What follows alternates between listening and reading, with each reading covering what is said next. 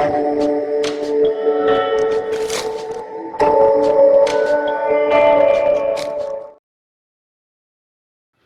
Back to our YouTube channel.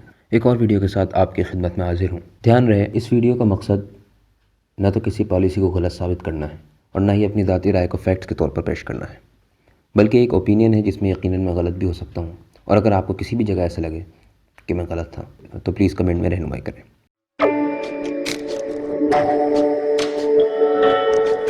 Hindustan में जब से चीज़ें खुलना शुरू हुई, बहुत से लोगों ने ये आवाज़ें फिर से बुलंद करनी शुरू कर दी कि अभी लॉकडाउन खोलने का कोई मकसद नहीं था, अभी लॉकडाउन और मज़ीद चलना चाहिए था और उस पर इसी सख्ती के साथ अमल होना चाहिए था। मगर क्या ये एक सही आइडिया है, ख़ास तौर से एक ऐसे मुल्क में जहाँ एक बड़ी तादाद डेली वेजिस पर काम करने वाले लोगों की है? आइए इसी बारे में कुछ बात करते हैं।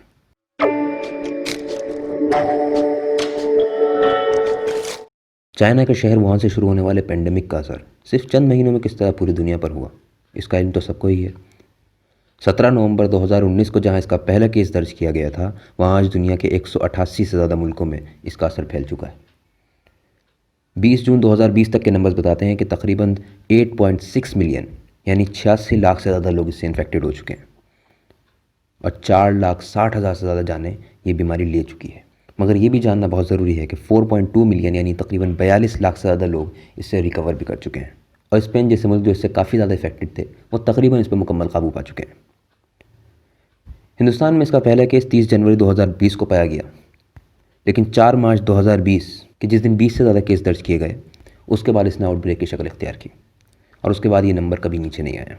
20 जून 2020 तक के नंबर्स देखे जाएँ तो हिंदुस्तान में 4,10,000 से ज़्यादा लोग इससे इन्फेक्टेड हो चुके हैं और 13,000 से ज़्यादा जाने जा चुकी हैं। मगर फिर से इसी के साथ ये बताना भी ज़रूरी है कि 2,28,000 से ज़्यादा लोग रिकवर कर चुके हैं, जो कि ज़ाहिर है 50% से भी ज़्यादा है। ये नंबर्स आप में से बहुत लोगों को मालूम होंगे, मगर सिचुएशन को समझने के लिए दोहराना ज़रूरी था।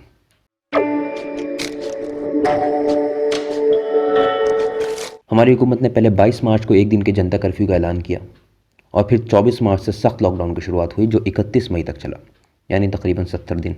अब ये अलग बहस है कि क्या लॉकडाउन करने में देरी की गई या पहले एयरपोर्ट सील कर दिए जाते, या फिर 30 जनवरी से 4 मार्च तक जब सिर्फ 5 केस थे उस वक्त सिचुएशन संभाली जा सकती थी।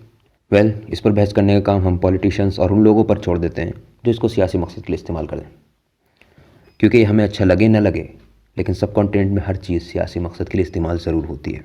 खैर, तो लॉकडाउन की शुरुआत 24 मार्च को हुई। पहले 21 दिन का लॉकडाउन अनाउंस किया गया, उसके बाद वो बढ़ता रहा, फिर आखिर 1 जून से अनलॉक 1 का ऐलान हुआ। चीज़ें खुलनी शुरू हुई, लेकिन जैसा कि एक्सपेक्टेड था, केसेस भी बढ़ना शुरू हुए। इसके बाद फिर से ये आवाज़ें उठनी शुरू हो गई कि लॉकडाउन अभी ख़त्म नहीं होना चाहिए था, या फिर से एक मरतबा इसको एक्सटेंड किया जा सकता है और लॉकडाउन 6.0 अप्लाई किया जा सकता है। अभी तक तो गवर्नमेंट का कोई इरादा नहीं है इसको एक्सटेंड करने का, मगर कौन जाने कि लॉकडाउन की पुकार इतनी हो जाए कि गवर्नमेंट को सुनना ही पड़े। मगर क्या ये सॉल्यूशन है? क्या हिंदुस्तान जैसा मुल्क, जहाँ 2017 के नंबर्स के हिसाब से 23% लोग गरीबी की लाइन से नीचे रहते हैं, जहाँ एक स्टेट्स के हिसाब से तकरीबन 45% लोअर मिडिल क्लास और 17% अपर मिडिल क्लास है, जहाँ एक बहुत बड़ी तादाद डेली वेजेस पे काम करने वाले मज़दूरों की है और व्यापारियों की है, जो मुल्क पहले ही फाइनेंशियल क्राइसिस से गुजर रहा हो, वहाँ पर कंप्लीट लॉकडाउन कभी हल नहीं हो सकता। तो क्या अब वैक्सीन के ही इंतज़ार में मुल्क को बंद करके बैठा जाए, या हमें इसी बीमारी के साथ जीना सीखना पड़ेगा?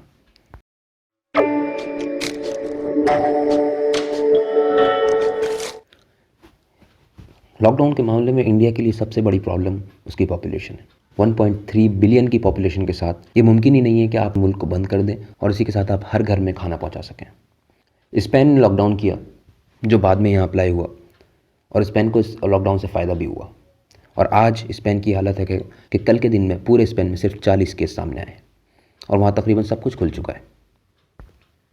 और हमने ये चीज़ देखी और अंदाज़ा हुआ कि लॉकडाउन तो बड़ा फ़ायदेमंद है। लेकिन क्या आपको मालूम है कि स्पेन की गवर्नमेंट ने हर उस इंसान को कि जिसका पहले से कॉन्ट्रैक्ट था उसको 70% सैलरी दी है और अनएम्प्लॉयड लोगों को 475 यूरो पर मंथ दिए गए हैं। अब क्या ये इंडिया में मुमकिन है? बिल्कुल नहीं, क्योंकि स्पेन जैसा मुल्क जिसकी आबादी कुल 4.5 करोड़ के ऊपर है, वो ऐसे कदम भी उठा सकता है, वो SOPs को फॉलो भी करवा सकता है और अपनी आवाम को फाइनेंशियली सपोर्ट भी कर सकता है। और दूसरी तरफ चीन जैसा मुल्क कि जिसकी पॉपुलेशन तो बहुत ज़्यादा है, लेकिन उन्हें रूल फॉलो करना आता है, जबकि इंडिया में जहां अनलॉक 1 किया तो गया है, ये हालत है जो आप इस वक्त तस्वीरों में देख सकते हैं। और ये सिर्फ इंडिया की बात नहीं है, ये पूरे सब कॉन्टिनेंट की बात है। पाकिस्तान में जहाँ पर मुकम्मल लॉकडाउन नहीं किया गया, क्योंकि उनके प्राइम मिनिस्टर को ऐसा लगा कि कि लॉकडाउन डेली वेजेस पे काम करने वाले लोगों के लिए नुकसानदेह हो सकता है, जो था। मगर क्या आप देसी आवाम से ये एक्सपेक्ट कर सकते हैं कि उनको जो रूल्स दिए जाएंगे, जो एसओपीज़ दी जाएंगी, इसको फॉलो करेंगे? फिर लोगों ने देखा कि ईद की ख़रीदारियों के लोग किस तरह बाहर निकल कर आए और यहाँ तक भी कह दिया कि बीमारी हमें दिख नहीं रही तो होगी भी नहीं। सोशल डिस्टेंसिंग की धज्जियाँ उड़ाई गई और आज ये हाल है कि 22 करोड़ की पॉपुलेशन होने के बावजूद उनके 1,80,000 केसेस होने वाले हैं और रिकवरी रेट भी इतना अच्छा नहीं है। 1,80,000 केसेस में से 67,000 रिकवर हुए हैं। अब यहाँ गलती किसकी? गवर्नमेंट की, आवाम की? ये फैसला आपका है। मेरा पर्सनल ओपिनियन ये है कि इंडिया के अनलॉक के बाद की सिचुएशन हो या पाकिस्तान की सिचुएशन हो, इसमें गवर्नमेंट का इतना कसूर नहीं जितना पब्लिक का है। अगर अनलॉक का ऐलान होता है वो इसलिए हुआ है कि जो लोग घर में बैठे हैं और अपने घर वालों के लिए रोज़ी रोटी नहीं कमा पा रहे हैं, उनको मौका मिले, वो बाहर निकलें, एहतियात के साथ बाहर निकलें और अपना काम करें, अपने घर को चलाएं। कि इसलिए कि आप शॉपिंग के लिए बाज़ारों में निकल जाएं या सड़कों पर घूमने के लिए निकल जाएं और सोशल डिस्टेंसिंग का मजाक बना कर रखते हैं। इन सब के बीच जो एक अच्छी तस्वीर निकल कर आई वो कल मुंबई के सीएसटी स्टेशन की निकल कर आई, जो काफ़ी सेटिस्फेक्शन देती है कि कुछ लोग तो हैं कि जिनको समझ आ चुका है कि हमें किस तरह से जीने की आदत डालनी है। यही सोच हमें चाहिए इस बीमारी को हराने के लिए, वरना जब तक वैक्सीन अवेलेबल नहीं होती इसको हराने का कोई और रास्ता फ़िलहाल मौजूद नहीं है।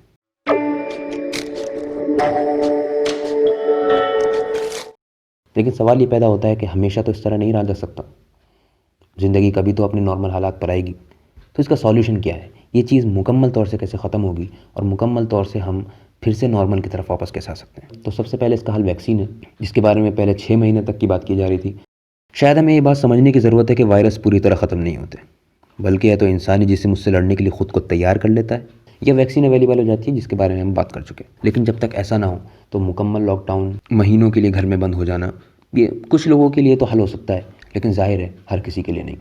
ऐसे में जो जिम्मेदारी आ जाती है वो असल में हर इंसान के ऊपर इंडिविजुअली आती है। हर इंसान को अपने अंदर इतनी जिम्मेदारी लानी पड़ेगी कि उसको अपनी फैमिली का एटलीस्ट ख्याल रख सके, ये बात समझ सके कि अगर एहतियात ना की तो सिर्फ मैं ही नहीं, मेरी फैमिली और उससे फिर आगे दूसरे लोग भी इन्फेक्टेड होंगे।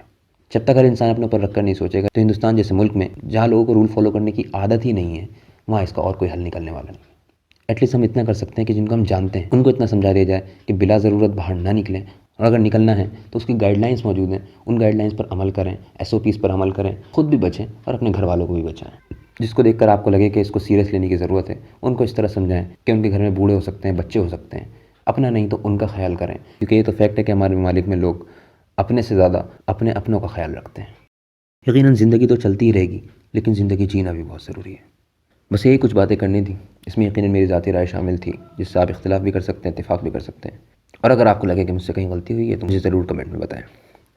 बर्दाश्त करने के लिए शुक्रिया। खुश रहें, खुश रखें।